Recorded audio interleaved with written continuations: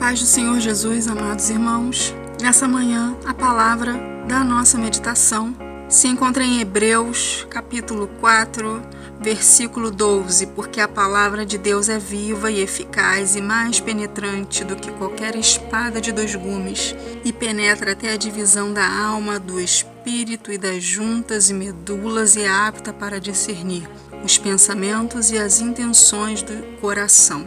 Nessa manhã, que o Espírito Santo colocou no meu coração para falarmos é sobre o espírito, a alma e o corpo, sobre a nossa dimensão carnal, física, a nossa dimensão mental, emocional, a nossa vontade humana, as nossas intenções humanas e a nossa vida espiritual. Essas três dimensões que cada um de nós possui. Que aqui nesse versículo o Senhor ele está em primeiro lugar, exaltando sua palavra, que testifica em nós o poder de Deus. É uma palavra viva, é uma palavra que penetra na divisão da alma e do espírito. O que seria essa divisão da alma e do espírito? Eu me recordo que a primeira lição que eu tive numa escola bíblica dominical foi sobre espírito, alma e corpo, sobre nós nascermos num ventre físico, num ventre de uma mulher, seja homem, seja mulher, nascemos, somos criados ali, entretecidos no ventre de nossas mães. No oculto estamos sendo gerados, no oculto a mão de Deus está trabalhando para que a gente tenha coração, veias, sangue, pulmões, músculos, membros, para que a gente tenha um corpo e o nosso corpo ele precisa crescer, precisa se alimentar. Isso é a geração de qualquer ser vivente, certo? Nós somos gerados, desenvolvemos, amadurecemos, aprendemos, temos memória, temos sentimentos, aprendemos a falar, aprendemos o idioma, aprendemos uma cultura. Sobre isso, nós já podemos ver que há no ser humano, mesmo independente da presença de Deus, um corpo e uma alma, um coração. Aqui nessa palavra, diz que a palavra ela é apta para discernir os pensamentos e intenções do coração. O nosso coração, ele faz parte do nosso desenvolvimento como seres humanos, como nós, seres humanos, precisamos aprender, precisamos desenvolver uma personalidade, precisamos desenvolver uma capacidade de raciocínio, de armazenar lembranças. E a nossa personalidade ela vai sendo formada a partir da nossa educação, da nossa família, daquilo que nós aprendemos dentro da nossa casa, ou que herdamos da cultura do nosso país, dependendo do lugar onde nascemos. Não é assim? Se nós nascermos lá no Oriente Médio, a gente vai aprender aquilo que passarem para nós, correto? Aprenderemos o árabe, aprenderemos uma outra religião, aprenderemos outros costumes, outras músicas, outros hábitos, outros pensamentos. Formamos outra identidade, formamos outra personalidade, muito de acordo, muito limitada às circunstâncias culturais do entorno, da nossa família, do nosso país. Aqui no Brasil também nós temos herança cultural, herança de hábitos, de costumes, de visões de mundo que estão muito ligadas à história do nosso país, de como esse país foi se tornando, foi se cristalizando um território com determinado idioma, com determinadas leis, com determinados modos de vida. Nisso tudo está uma dimensão humana. Estamos falando de homem-corpo e homem-alma. A alma ela está ligada ao corpo, porque a alma que a gente entende é essa parte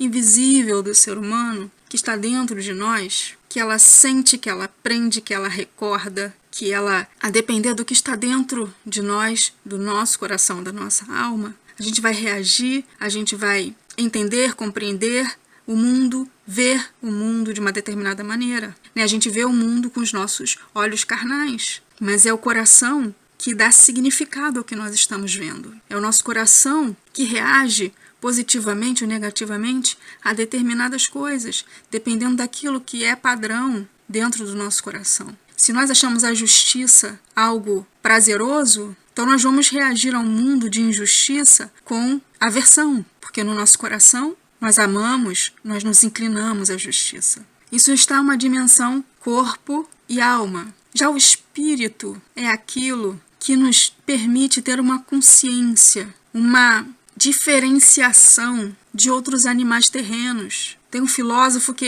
ele conseguiu me explicar essa divisão da alma e do espírito, mostrando que a cadeira, ela não sabe que é uma cadeira. Ela é apenas ali o quê? Um corpo, um objeto material que nós vemos que ele está ali presente no espaço, né? Presente como matéria. Ela tem uma forma, mas ela não fala, ela não enxerga, ela não ouve, ela não sabe que é uma cadeira. Ainda que ela soubesse, ainda que ela pudesse enxergar, ainda que ela pudesse falar, ainda não seria suficiente para que a gente pudesse dizer que ela tem um espírito. Porque o espírito é aquela sensação humana de existência, de saber que pode haver um propósito na sua vida, que pode haver uma missão na sua vida, que há um caminho para ser seguido. Nessa palavra aqui está escrito um pouco antes desse versículo: portanto, resta ainda um repouso para o povo de Deus. Porque aquele que entrou no seu repouso, ele próprio repousou de suas obras, como Deus das suas. Procuremos, pois, entrar naquele repouso,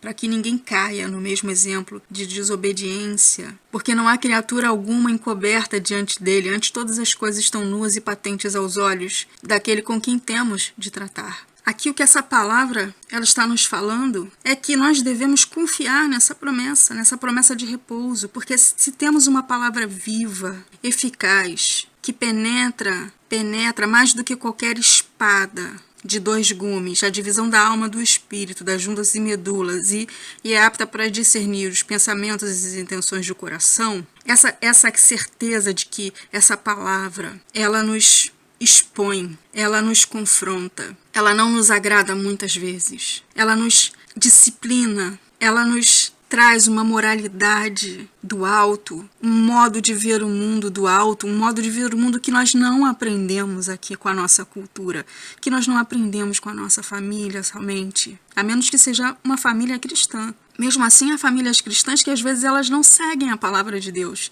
Então, o nosso norte, aquilo que nos firma é essa convicção de que essa palavra ela tem uma excelência, ela tem uma capacidade de instruir a nossa alma, de instruir o nosso espírito, de alimentar a nossa vida espiritual, de discernir os nossos pensamentos, de fazer-nos entender quem nós somos, como somos caídos. Essa palavra tem o poder de nos olhar e nos mostrar quem somos no espelho da palavra, aquela palavra que reflete aquilo que somos, aquilo que devemos ser, porque temos essa experiência com a palavra de Deus, com essa palavra que ela é revelação espiritual. Quantas vezes essa palavra vem no momento e vem em se cumprir, porque ela é também profética, ela é reveladora, ela é tão poderosa. Aqueles que se aproximam de Deus sabem que essa palavra é tão viva, ela é tão eficaz, ela vai tão além, que se essa palavra está dizendo que há um repouso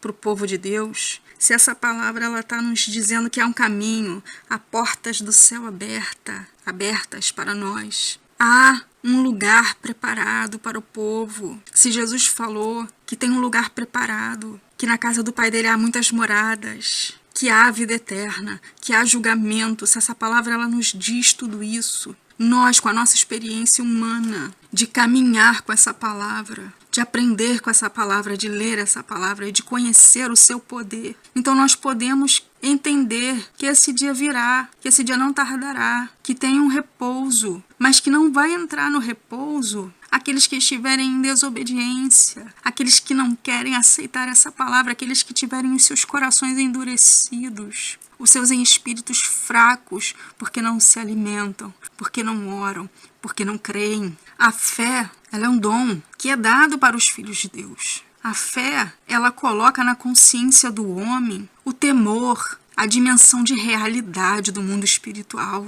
Mesmo que a gente não veja, a gente sabe, arde no nosso coração, arde em nós, no nosso espírito, uma certeza viva, porque essa palavra atinge essa divisão. É como ali o Davi falando ali no Salmo 42, porque está abatido a minha alma, porque você se perturba em mim, espera em Deus. Nós temos até uma palavra aqui no canal falando sobre esse salmo. O espírito confrontando a alma, o espírito onde habita a fé, a esperança, o Espírito que nos dá uma consciência eterna, um discernimento espiritual, uma vida espiritual, uma visão espiritual, que a gente não olha mais com os olhos humanos, que a gente não entende mais a vida da forma que foi nos ensinada, que a gente começa a entender que o nosso ensinamento tem que vir do Senhor, lá do alto, que a nossa vida tem que ser guiada, pautada nas revelações eternas. É no nosso espírito que há essa certeza, essa fé, essa dimensão sobrenatural. É sobrenatural. Ela não tem a ver com aquilo que nós vamos aprender nesse mundo, mas aquilo que nós aprendemos com o nosso Pai eterno. E é no Espírito que habita em nós, que vivifica o nosso espírito, o Espírito Santo de Deus, que ele tem a mente de Cristo, que ele tem as revelações, que ele tem o controle. Esse Espírito habita em nós. Esse Espírito precisa dominar o nosso, vivificar o nosso espírito. Através do Espírito de Deus, nós vemos coisas sobrenaturais, nós entendemos o mundo, a realidade espiritual. E Deus, para ele, nenhuma criatura está encoberta. Todas as coisas estão nuas e patentes aos olhos daquele com quem temos que tratar. É esse Deus que cuida da gente, é esse Deus que revela a palavra para nós, é esse Deus que tem um caminho excelente para nós e um repouso eterno para cada um de nós, que o amamos e o adoramos em espírito e em verdade, e oramos e pedimos todos os dias. Nos prepara, Senhor, para esse encontro. Não importa o que está acontecendo, se prepare para um encontro com o teu noivo. Que das outras coisas Deus cuida. Se prepare com o reino. Se preocupa com o reino, se volte para o reino, não deixe o seu coração endurecido, não ponha o seu coração em coisas naturais dessa terra, porque são passageiras. As coisas dessa terra passam, a alegria da terra passa, a vida eterna está preparada para nós. Ela é real, essa palavra é viva, essa palavra é eficaz. Bem, meus irmãos, uma breve meditação naquilo que o Senhor colocou no meu coração para nós meditarmos nessa manhã, que o Espírito Santo fale mais poderosamente em cada coração, no nome de Jesus. A paz do Senhor para os irmãos.